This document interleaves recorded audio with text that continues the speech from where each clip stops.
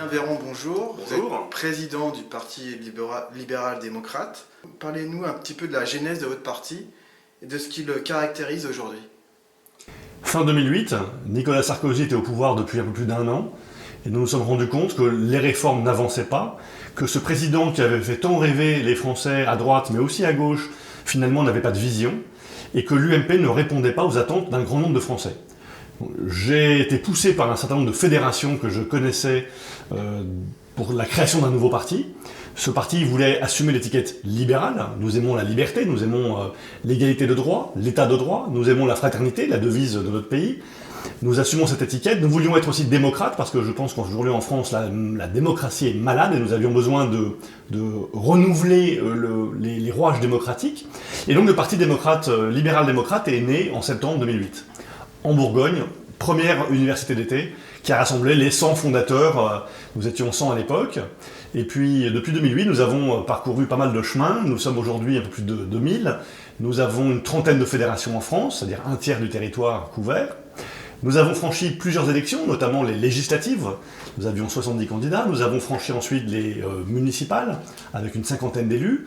Les départementales, nous avons fait des scores, mais pas d'élus, mais les scores ont été entre 5 et 29% pour nos candidats un peu partout en France, même s'ils étaient quelques dizaines seulement. Et puis nous approchons les régionales, qui sont pour nous une grosse élection, une grosse échéance.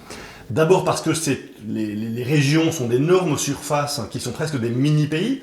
L'Île-de-France, c'est plus grand que la Suisse. C'est aussi très concret pour les habitants des régions, parce que même si la région est peu connue, les rouages régionaux sont peu connus, c'est beaucoup d'argent, ce sont les transports, c'est l'économie locale, ce sont des enjeux très lourds pour le quotidien des Franciliens, pour l'Île-de-France, où je serai tête de liste, et puis pour les 12 autres régions de France.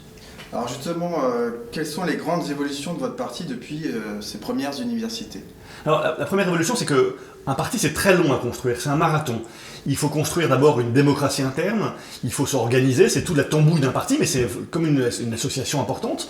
Il faut un agrément de la commission des comptes de campagne et des financements politiques, il faut une transparence, il faut un projet. Ce projet, nous l'avions au début, mais c'était un projet assez général, et puis petit à petit, avec les années, ce projet s'affine. On se rend compte que sur l'Europe, sur l'immigration, sur des sujets comme ça, un consensus émerge de ce parti qui grandit, et chaque participant à la vie du parti contribue, alimente, nourrit et enrichit ce programme. Nous avons participé pendant un an à la vie de l'UDI, quand Jean-Louis Borloo a lancé son parti rassemblant plusieurs partis, le Nouveau Centre, les Radicaux et d'autres. Il est venu me voir pour me demander de participer à son aventure. J'étais séduit parce que d'abord Jean-Louis Borloo est quelqu'un d'assez atypique, qui est intéressant comme personnalité, qu'ensuite il n'y avait pas de projet au départ, donc c'était très ouvert, et je me suis dit que les idées libérales allaient intéresser beaucoup de monde. Effectivement, ça a intéressé beaucoup de monde, beaucoup de militants, de cadres de l'UDI ont aimé nos idées et notre projet que nous mettions sur la table. Malheureusement, l'UDI est parti un petit peu dans le décor parce que Jean-Louis Borloo s'est retiré, ça a compliqué la situation de la vie du parti. Ce sont plusieurs partis qui avaient des comptes à régler entre eux, et nous, au Parti libéral-démocrate, nous n'avions pas de rapport avec tout ça. Donc on est parti de l'UDI au bout d'un an, et je crois que l'UDI, les différentes composantes de l'UDI n'étaient pas prêtes non plus à accueillir un parti comme le nôtre, qui est quand même constitué beaucoup d'individus de la société civile.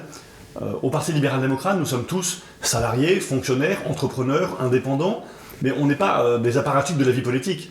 Peu d'entre nous vivons de la politique, aucun d'entre nous ne vit de la politique, nous vivons pour la politique. À l'UDI, il y a essentiellement des élus locaux qui vivent de la politique. Et je pense que la culture de la société civile que nous incarnons et la culture de l'UDI, qui est un parti, on va dire, de barons, de notables élus, qui vivent de la politique, la compatibilité n'était pas évidente. Donc finalement, on a repris notre indépendance et notre programme continue à se dérouler. Ce qui est intéressant, c'est de voir les profils que le Parti libéral-démocrate attire aujourd'hui. Depuis un an, par exemple, Denis Jacquet s'est beaucoup impliqué dans la vie du parti, il est vice-président du parti aujourd'hui.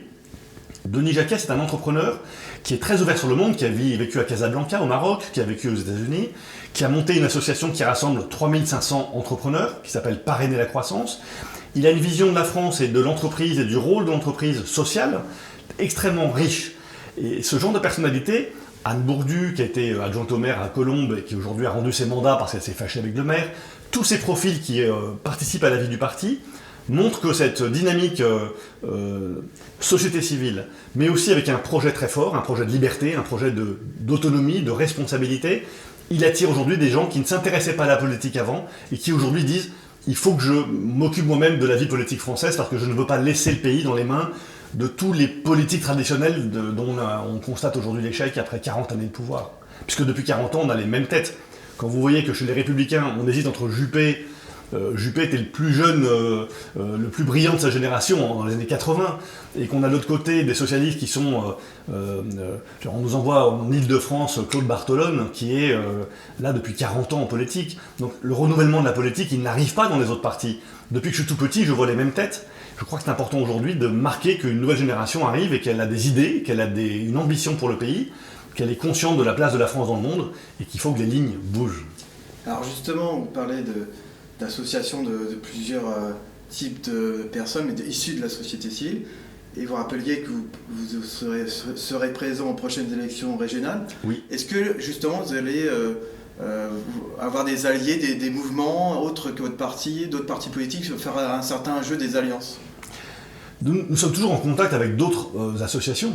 D'abord des associations apolitiques qui rassemblent des salariés, des entrepreneurs, des professions libérales, sur la sécurité sociale. Donc nous sommes en relation avec plein de réseaux différents qui sont non politiques. Et puis il y a des formations avec lesquelles on échange.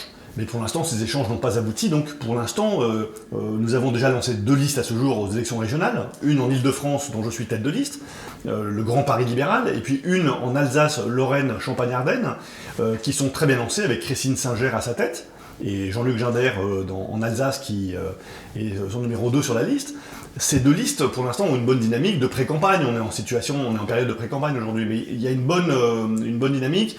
Les gens viennent à nous, les équipes s'étoffent, et les médias parlent de nous parce que notre projet intrigue. Les projets qu'on défend pour les régionales sont des projets assez novateurs, ce ne sont pas des idées qu'on entend quotidiennement. Si nous avons en tête 4 ou 5 autres listes en France, qui réfléchissent et qui s'organisent pour voir si elles peuvent y aller. C'est vrai que si nous aboutissions à un partenariat avec un parti de société civile qui a des idées assez proches des nôtres et assez compatibles, moi je n'exclus rien.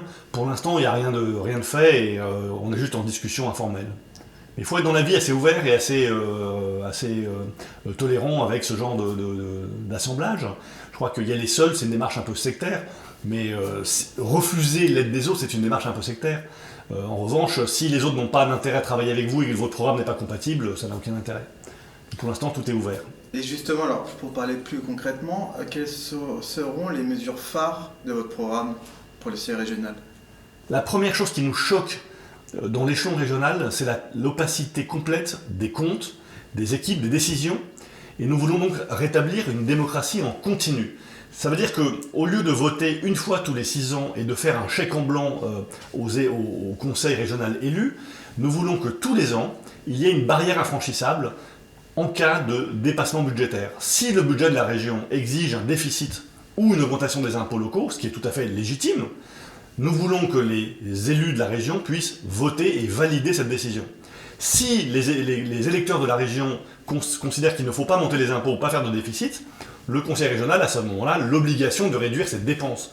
Mais nous ne voulons plus que pendant 6 années de mandat, tous les ans, on puisse monter les impôts impunément sans l'avis des actionnaires de la région finalement. Nous voulons que les électeurs de la région deviennent des actionnaires de leur région.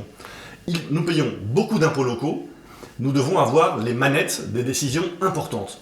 Donc ça commence par ce vote fiscal qui est une sécurité qui permet à tous les électeurs d'une région, les franciliens pour l'Île-de-France, de dire stop. Nous ne voulons plus de hausse d'impôts, vous faites autrement. Ça me paraît légitime. La deuxième mesure qui est corollaire de la première, c'est que cette démocratie en continu, elle exige aussi d'avoir des votes sur d'autres sujets. Parlons des Jeux Olympiques en 2024. Boston vient de décider qu'il ne se présenterait pas aux Jeux Olympiques parce que le coût est démesuré. Moi, pour Paris, j'y suis plutôt opposé.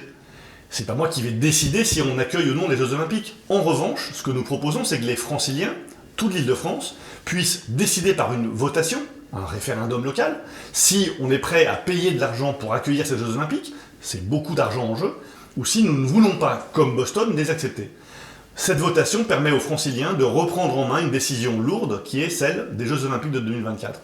D'autres mesures de cette nature, d'autres mesures qui coûtent très cher, qui engagent la région pour longtemps, seront dans les mains des électeurs et non pas du conseil régional. C'est une démocratie beaucoup plus directe, c'est la démocratie en continu, c'est le grand pari libéral. Un deuxième axe qui est pour nous fondamental, qui touche le quotidien de chaque francilien, et les autres régions ont les mêmes soucis à une échelle différente, ce sont les transports en commun. Le temps moyen de transport en Ile-de-France, c'est 1h30 par jour.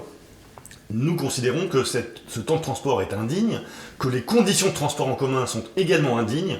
Retard, grève imprévue, saleté, manque de sécurité, c'est tout à fait inacceptable pour nous, consommateurs de transport en commun. C'est notre quotidien qui est en jeu. Nous voulons ouvrir à la concurrence totale les transports en commun. Ça veut dire quoi?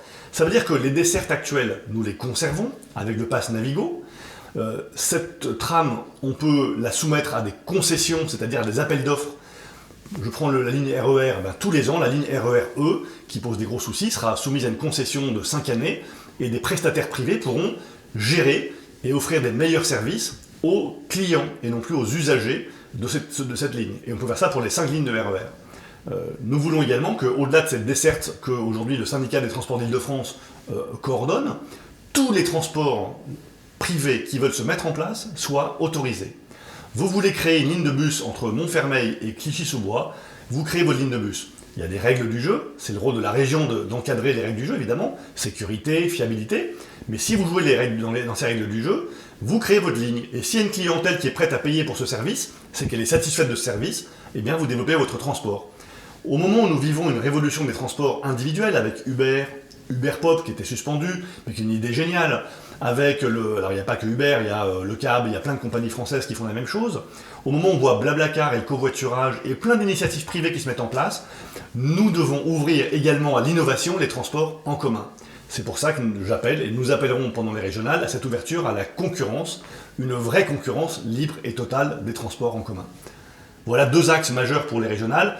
Il y a également la formation continue qui était essentielle, parce que la formation continue, c'est l'avenir de tous les gens précaires, toutes les personnes qui ont besoin de se reconvertir, d'anticiper l'avenir. C'est aussi le besoin des employeurs qui ne trouvent pas d'employés qualifiés. Donc la formation, c'est fondamental. Il y a également les lycées que la région finance pour les investissements immobiliers et puis dans les rénovations, et puis le personnel technique détaché auprès des lycées.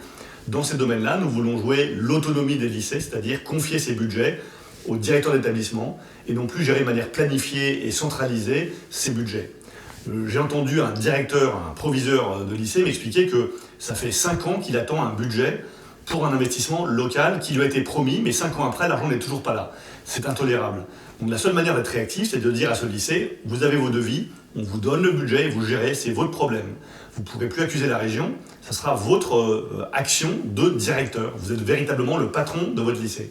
Ça, c'est un changement aussi de mentalité qui doit aller vers l'autonomie complète un jour des lycées, autonomie à laquelle nous aspirons. Voilà quelques idées pour ces régionales. Et je pense qu'en face de nous, pour l'instant, il n'y a aucun programme. Nous avons cherché à étudier les programmes de Valérie Pécresse, de Claude Barthelone. Pour l'instant, il n'y a rien en ligne. Donc nous sommes les seuls à avoir déjà avancé des propositions concrètes qui sont pour nous bouleversantes. Parce qu'on a acquis un énorme retard en France de modernisation. Et cette concurrence dans les transports, ces votations qui existent ailleurs, on rattrape 30 ans de retard d'un coup. Donc ça va être, à mon avis, un choc de projet et non pas un choc d'ego ou d'équipe électorale en vue de la présidentielle. On n'est pas dans ce trip-là du tout chez nous. On pense vraiment au quotidien des Franciliens. Et le quotidien, c'est le logement, c'est le transport, d'où la concurrence ouverte et toutes ces innovations. C'est des mesures extrêmement concrètes qui ensuite peuvent remonter à l'échelle nationale et qu'on défendra plus tard au niveau national. Donc.